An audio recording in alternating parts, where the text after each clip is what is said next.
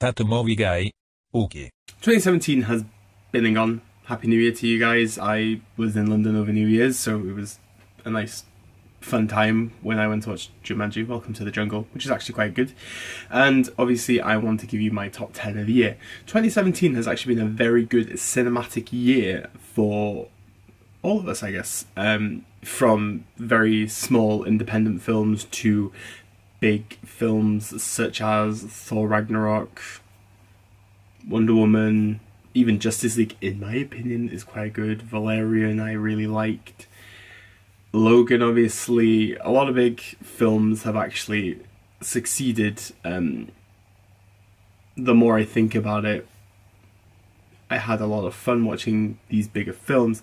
As you can imagine, my top 10 really is not a conventional top 10, and this is not the intention of this channel, is for me to be saying that Logan is my #1 film of the year and saying that every Marvel movie is the best. That is not how I work, and if you don't want to watch, that's fine. For me personally, obviously, I've gained quite a lot more from this year. I went to Cannes Film Festival, I went to London Film Festival, and I had an amazing time. I've vlogged about them, you can check them on the channel anyway, but for me, establishing this channel a bit more is the next step forward. So let's kick off this top 10. All I'm going to say is this is a top 10 of UK releases in 2017. So some of these films actually came out the year before in some countries, but in the United Kingdom, where I live, full of Brexiters obviously, is my top 10 of UK released films.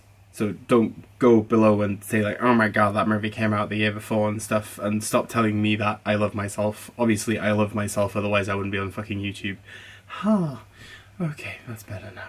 You know who you are. In at number 10 is Park Chan-wook's The Handmaiden. For me, I was really disappointed I didn't get to see this in the cinema. I did see it initially on the Blu-ray release of the film. It is one of Wook's best films. The way that he just frames every shot is just beautiful and meticulous. Kim Min-hee is such a good protagonist in this film, and the fact that you get multiple plot twists throughout, it was just, you know, a very good film for anyone to watch, and you should also check it out if you can. And if you like Korean cinema, then please check it out. Number 9 is The Disaster Artist, James Franco's depiction of the creation of The Room from Tommy Wiseau and Greg Sestero. It's a very funny, very interesting film, and like I said in my review, it is just a very good film for you just to learn about how you can succeed in life, even if it's not what you anticipated something to be. But that is such a profound message, and I really do hope that James Franco gets acknowledged even more. I know he won at the Gotham Awards for Best Actor, but I generally do want this man to win an Academy Award for playing Tommy Wiseau. Number 8 is Joachim Trier's Thelma. Thelma was one of the most beguiling, intriguing films that I've seen this year.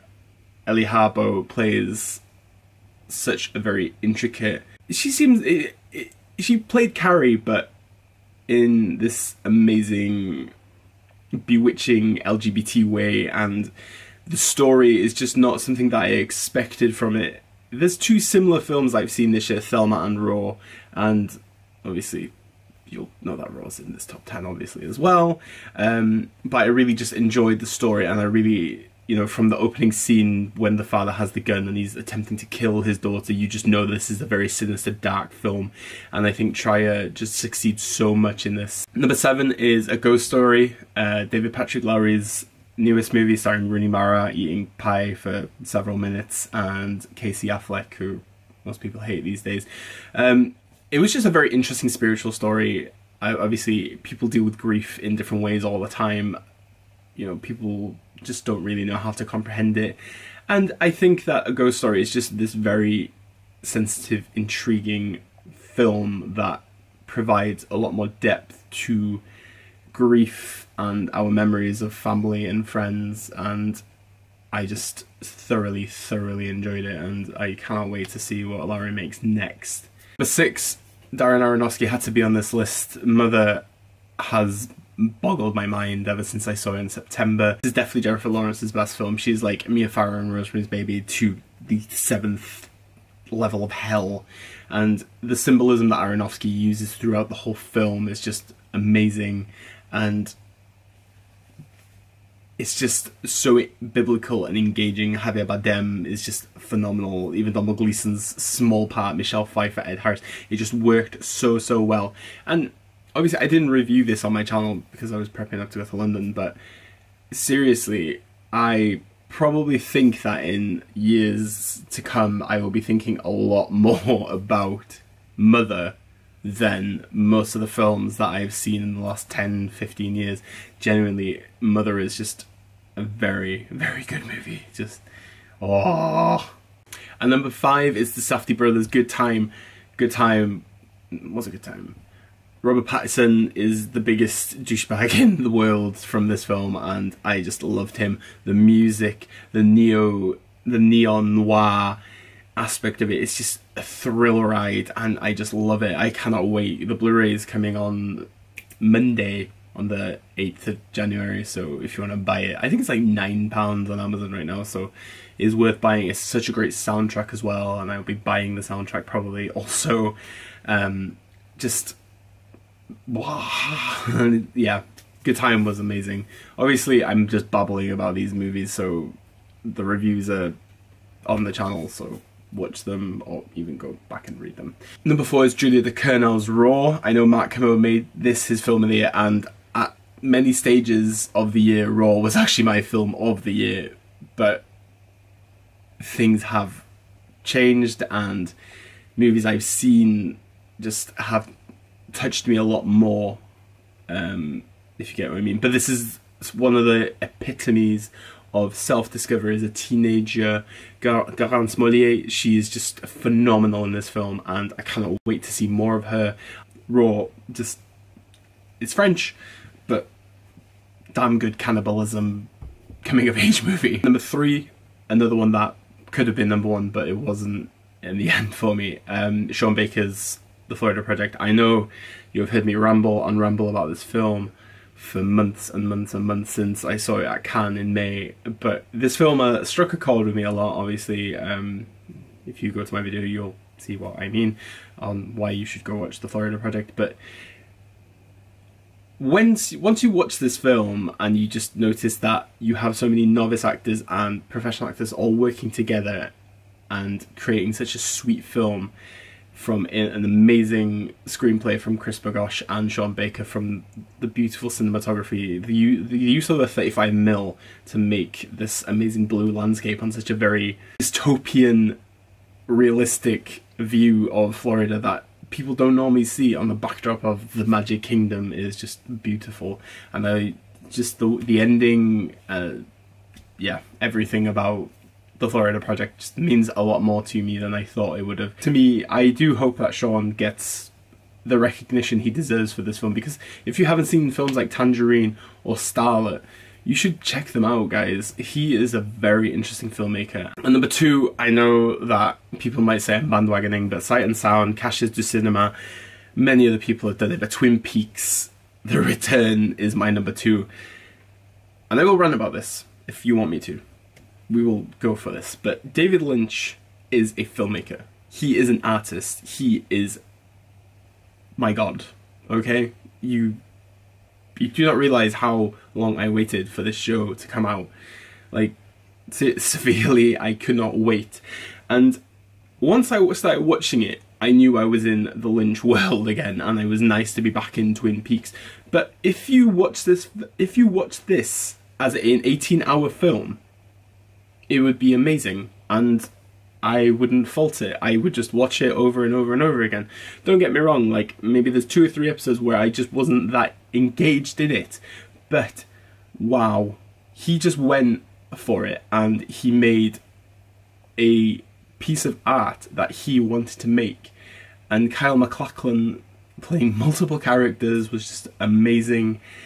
Having Laura Dern in it was just phenomenal, and I just loved every element of Twin Peaks. I'm currently watching the bonus disc of the Blu-ray set that came out, and I'm learning more about Lynch now than I have in the last 5-6 years of studying him, and I just generally cannot just stop loving Twin Peaks and the world of David Lynch. I have a couple of honourable mentions before we get to the bottom, okay? Because I could have made another top 10, and again, it's not a very conventional top 10, but I don't give a damn.